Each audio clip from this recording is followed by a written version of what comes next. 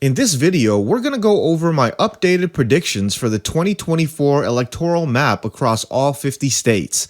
Now, before we dive in, please subscribe to our channel and help us get to 10,000 subscribers. Without further ado, let's take a look at the map.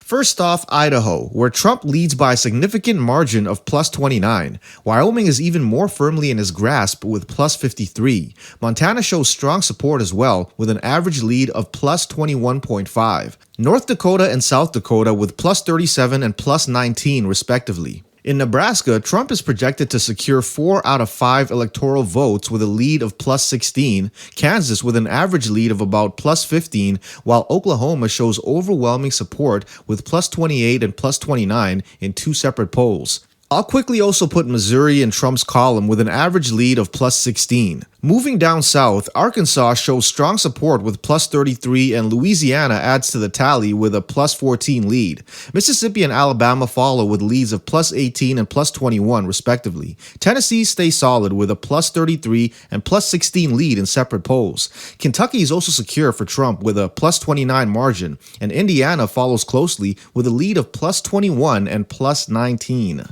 West Virginia, another stronghold with a plus 36 lead, and South Carolina shows steady support with an average lead of plus 16. We can't forget Maine's 2nd District, where Trump leads by plus 20 and plus 4 in separate polls. In Biden's corner, there are several states where he maintains a comfortable lead. Starting off in the Pacific, Hawaii stands strong with an average lead of about 13.5. To the mainland, Oregon shows solid support for Biden with an average lead of around plus 12.5, and California continues to be a stronghold with an average lead of about plus 21. On the East Coast, Biden can rely on Vermont with a significant lead of plus 31 and plus 30 in separate polls. Massachusetts follows closely with leads of plus 30 and plus 19. Rhode Island also shows strong and steady support for Biden with leads of plus 20 and plus 17, while Connecticut reports an average lead of about plus 12.25. Maryland adds to Biden's safe states with an average lead of about plus 22. Although there isn't any recent polling data for Delaware and the District of Columbia, Biden's performance in the 2020 election suggests these areas remain firmly in his camp. It's worth noting that the list of safe states for both candidates is shorter than usual this year due to recent polling indicating tighter races in traditionally secure states. In particular, Trump's usual strongholds like Utah and Alaska have shown lower than expected support. I'd say these states are worth keeping a close eye on. For Utah, 2 polls on Real Clear Politics' website shows us Trump with a lead of plus 13, which usually indicates a safe state. However, the most recent poll shows only a plus 10 lead. Looking back to 2020 and 2016, Trump won the state by steady margins. However, despite the recent polling, I'll still classify Utah as solid red. Alaska follows the same pattern. Trump polls with exactly a plus 12 lead, which would typically suggest a likely territory. Given Alaska's past voting patterns, I'll continue to classify it as solid red. Now, Biden has 3 states and 1 district that could potentially be at risk. Emphasize potentially. Washington, New York, New Jersey, and Maine's 1st congressional district, where Trump seems to be closing the gap. In Washington, polls show Trump barely reaching double digits with 2 plus 10 margins, and the latest showing a plus 8 margin. Despite this, historical data from 2020 and 2016 confirms it's a reliable blue state for Democrats, so I'll mark it as a higher likely blue state. Now, let's note that FiveThirtyEight shows Trump leading in a few polls, so I'm still going to keep Washington as likely blue rather than solid. In New York, Trump appears to be performing better, with RCP's polling average showing him losing by a margin of 8%, a significant change from the 20-plus point margins in his previous elections. Due to consistent polling trends, I'll classify New York as a likely Biden state. New Jersey is also typically considered a safe blue state, but the most recent polls show Biden only leading by a lean margin of plus 7. I'd say this is quite alarming for Democrats, given the large margins in the last 2 election cycles. However, on my map today, I'll move New Jersey from its current lean margin into the likely category. Maine's 1st congressional district is also reliably blue, but the average of the 2 most recent polls shows a lead of only plus 12 for Biden. Given its past voting patterns and history, I'll continue to classify it as solid blue.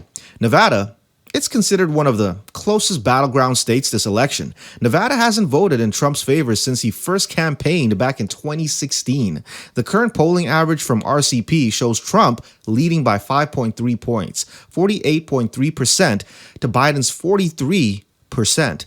Since Trump has never won this state before, I'll tilt it in his favor. Moving to Arizona, this is one of the many battleground states that Trump lost in 2020 after winning it in 2016. The current polling data shows him back in the lead this time around with a 4.2 point advantage over the incumbent president, 48.3% to 44.1%. Given the current data, I'll lean Arizona towards Trump. Next up are Colorado and New Mexico, where both are usually liberal strongholds with political predictions showing them as safe or very likely blue. Recent polling shows it could be a somewhat closer race. In Colorado, Biden leads by only 6.5 points, according to RCP's polling average, with numbers at 44% for Biden and 37.5% for Trump. Back in 2020, Biden won the state with 55.4% to Trump's 41.9%. But with current polls, we might see something similar to what we saw in 2016. For now, I'll categorize Colorado as likely blue on the map, by the fact that aside from these polls, Colorado hasn't voted Republican in 20 years. In New Mexico, the margin is a little bit wider. For now, I'll classify it as a likely blue state. Biden leads by 8, 10, and 6 points in 3 separate polls, averaging out to a +8 margin. Over the last 8 years, voting margins have consistently favored Democrats, reinforcing New Mexico's likely blue status, similar to its northern neighbor, Colorado. Next up is the state of Texas. As of today, RCP's polling average shows us Trump leading by about 9.3 points, with 51.3% to Biden's 42%. Recalling back to 2020 and 2016, we can see that Trump's voting margins have nearly been cut in half, which explains the previous speculation about a potential blue Texas.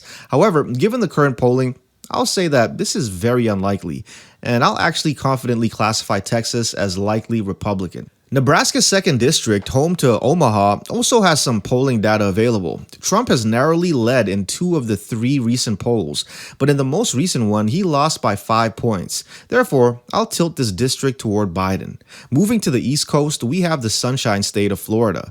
Now, over the last 8 years, Florida has been in a unique position, shifting from one of the closest states in 2016, where Trump won by 1.2 points over Hillary Clinton, to a more solid margin in 2020, where Trump won by 3.3 points over Biden. Recently, Florida has seen one of the largest shifts to the right in our nation. Current polling shows Trump leading by 8 points with 50.6% to Biden's 42.6%. It seems Florida's status as a contested battleground state has changed to being a likely Republican state. Moving on to Georgia, the closest state in the entire 2020 election, is also showing some interesting polling trends. RCP's most recent polling average in Georgia shows Trump is leading by 4.8 points with 48.5% to Biden's 43.7%. Now, Biden managed to flip the state in the last election in 2020 with a margin of just plus 0.3 after Trump had won it in 2016 with a plus 5.1 margin. With current polling trends, I'm going to tilt Georgia in Trump's favor. Moving just a little further up the coast, we have the state of North Carolina. Trump managed to win this state in both 2020 and 2016, making it one of the only battleground states to do so. RCP's most recent average confirms the expectations, with Trump 5.3 points ahead of Biden at 47.8% to 42.5%. Because of this, I'll be leaning North Carolina toward the Republicans. Wrapping up the last of the southern states is Virginia. Virginia's current polling has come as a shock to many Democrats since Biden managed to almost double Clinton's margin from 2016 to 2020. RCP's most recent average shows Biden just 2.2 points ahead, with 45.5% to Trump's 43.3%. While this margin is small enough to be considered a toss-up, Virginia has voted blue for the last 20 years. Based on this data, I'll classify Virginia as lean blue on the map. Starting off the northern states in Minnesota, current polling shows Biden ahead by just 2.3 points, with 43% to Trump's 40.7%.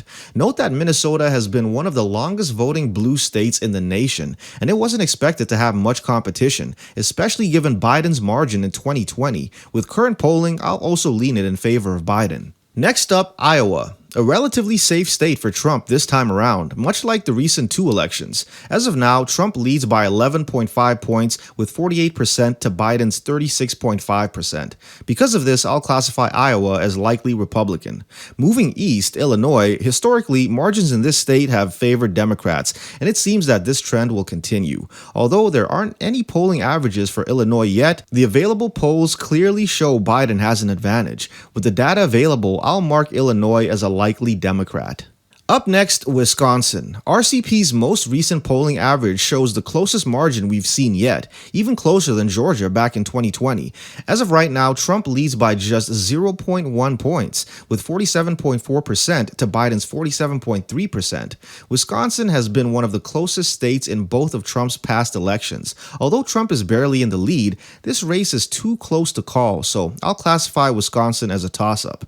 Michigan, another super close battleground state, the most recent polling average shows another too close to call Trump lead, with him barely pulling ahead by 3 points, 47% to 46.7%. At the moment, I'll say that Michigan is just going to be another toss-up.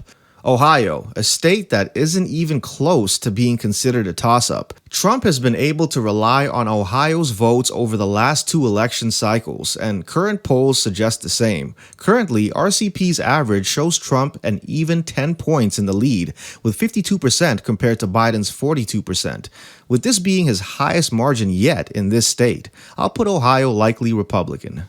Next up, the states of Pennsylvania, Michigan, and Wisconsin. While Michigan and Wisconsin are too close to call, Pennsylvania isn't. RCP's current polling average shows Trump 2.3 points ahead of Biden, with 47.8% to 45.5%. Looking at the polling graph, the leader seems to flip back and forth, but with the margin at what it is right now, I can tilt it to Trump. New Hampshire and Maine's statewide contest make up the last few votes that I have yet to look at. Polls in New Hampshire showed Biden leading by 5.3 points, with 50.3% to Trump's 45%. Trump's best chance to flip the state from the Democrats happened back in 2016, and it seems like unless he starts polling much better, that won't change. For now, I can lean New Hampshire in Biden's favor. With one of Maine's votes going to Trump and one other going to Biden, Maine still has 2 votes from its statewide left. Maine has 3 polls for me to look at, 2 of which have Biden in the lead and 1 with Trump in the lead. When I take the average of the 3 polls, Biden leads by 2 points. I'll see how this state might actually vote when more polls come out in the future. But with my average today, I can tilt Maine's last 2 votes to Biden. This will be a very close race come November, but with polling right now, it seems like Trump will become the victor, even without Michigan and Wisconsin's votes.